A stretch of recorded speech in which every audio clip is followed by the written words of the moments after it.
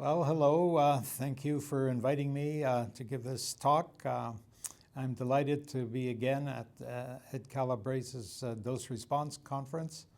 They just published a paper recently. It's a commentary on a very remarkable phenomenon. Can you imagine inhaling plutonium particles in your lungs, one puff, and being immune against lung cancer, which has an incidence of, well, it's the highest cancer killer in the US. Well, this study was done on dogs. Early on, people were working with plutonium in the World War II period. They were making weapons. They were separating plutonium, and people were concerned how dangerous is this substance, especially the workers who inhale particulates. So many studies are done on dogs, beagle dogs especially, because they're a good model for humans. So what these scientists did out in Hanford was they collected many beagle dogs, as similar as possible, breeded them controlled way, and then they divided up into groups, and they had a number of dogs that were controls. And then they had other dogs which they inhaled with a puffer different amounts of plutonium dioxide into their lungs, a single puff. These dogs were about a tenth of their lifespan, about a year and a half. And then they followed these dogs through their entire life, seeing how long they would live. And so it was a single puff of plutonium, and that gave them a committed dose, a cumulative dose over their whole lifespan. And then they were looking now it was a problem finding out how much dose each dog received, because it's not easy to put a controlled amount in the lungs. So initially they grouped them according to the designed inhalation dose.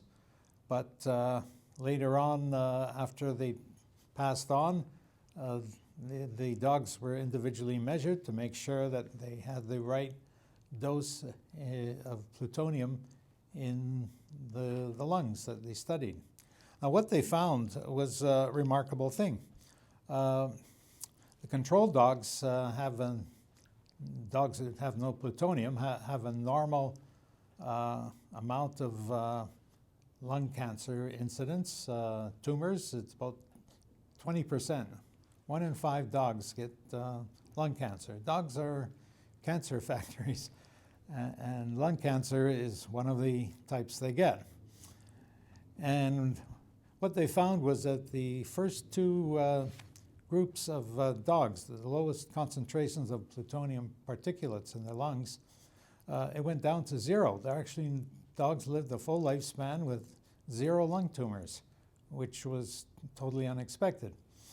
And then the next group was 1 in 10, which was also lower than expected.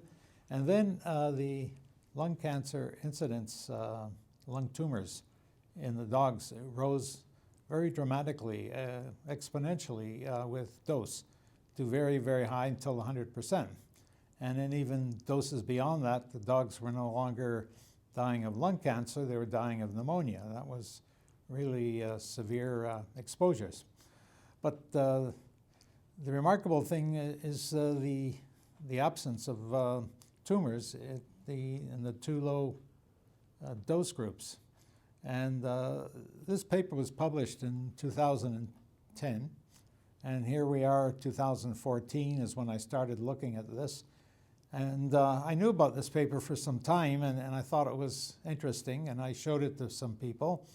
I'm in a group called the SARI, Scientists for Accurate Radiation Information.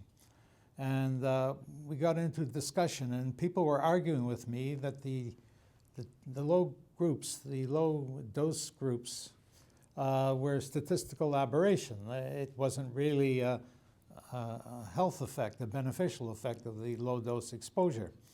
And so I challenged them on that, and what I ended up doing was plotting the graph in a different manner. I put it on, instead of a linear scale, I put it on a log scale. And the graph is quite remarkable. You actually see I put it on a log scale, and this is almost a straight line behavior. And you get to a threshold here, an actual level, and then below that, you don't, and then this is the zero level, the controls, which is about 20%. And when you look at the character of the graph, it's very suggestive. It's not just the number of points, it's the trend that goes down. And so the explanation of this is that the low doses of plutonium, they upregulate adaptive protection systems. Every organism has protection systems, and organisms adapt to the environment. And so when a stress is applied, the organisms build up, they increase their protection systems to adapt to the more stressful environment. For example, the plutonium exposure in their lungs. And so with this upregulated protection, not only does it counter the effect of the plutonium in causing cancer, it actually counters the natural occurrence of lung cancer. And that's where you get this total removal of lung tumors.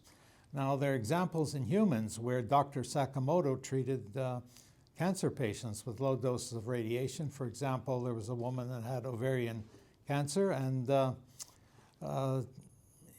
by the time it was detected, it was the size of a baseball, and she had metastases over her entire body. Well, they did the surgery to remove the tumor, and the question was what to do with the metastases. So the traditional treatment was to give high-dose exposure in the local area, and so they did give her high dose in the abdomen.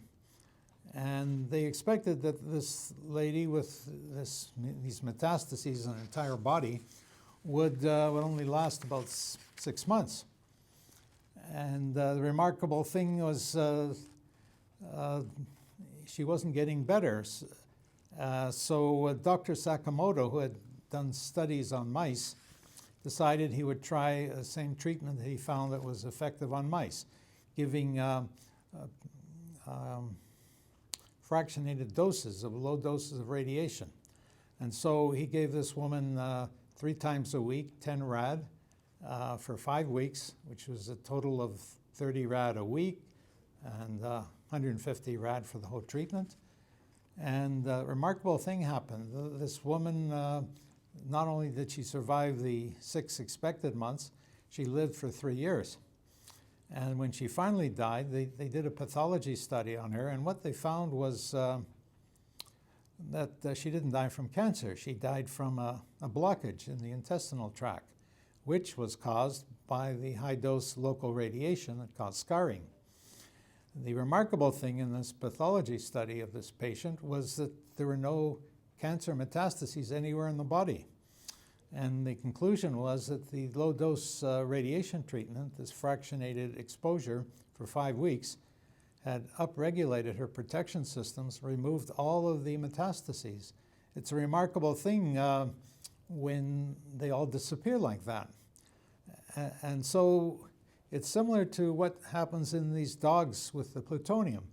The upregulated protection removes not only the damage that's being done by plutonium, but also the natural occurring damage that happens. Our organisms are continually being subjected to damage, the DNA. It's because of the oxygen we breathe and other thermal effects and chemicals which occur naturally. They damage our DNA and produce a lot of stress, and cancer develops naturally from this. And the remarkable thing is by applying this radiation hormesis, this low fractionated exposure, you upregulate protection, and not only does it correct or repair and remediate the damage that's caused by plutonium, it works on the naturally occurring cancer that is in the patients, and you can actually prevent cancer. And if a tumor does occur and you get surgery for it, you can apply this treatment afterwards to remove the metastases potentially circulating in your body. And we're looking at an application of this in Canada where we have prostate cancer patients who have been treated either by radiation or by surgery, local radiation or surgery. And then after a number of years, the cancer returns and the PSA level goes up. And then the question is, well, what treatment can we do now? And what they find that they need to do is an ugly term. It's called chemical castration. That's where you apply chemicals to reduce the male's sex hormone or to give them female hormone, and that reduces the prostate cancer incidence, but it's only a temporary fix.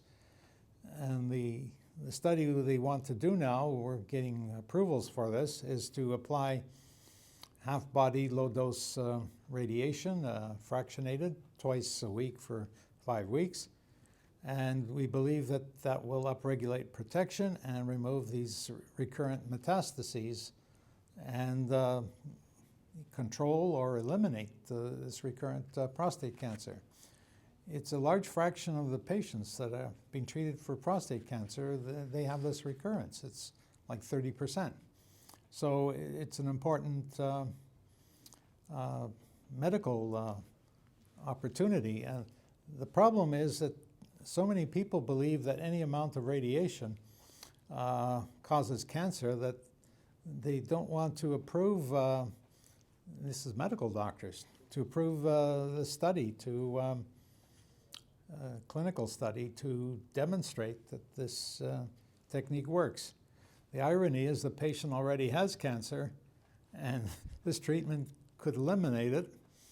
And the concern is there's a hypothetical risk, which isn't really correct, that the low-dose treatment would actually increase the risk of cancer. So it's a hard battle, and we're working on it. So thank you very much for inviting me, and it's a pleasure to speak to you here. And look forward to the next conference next year.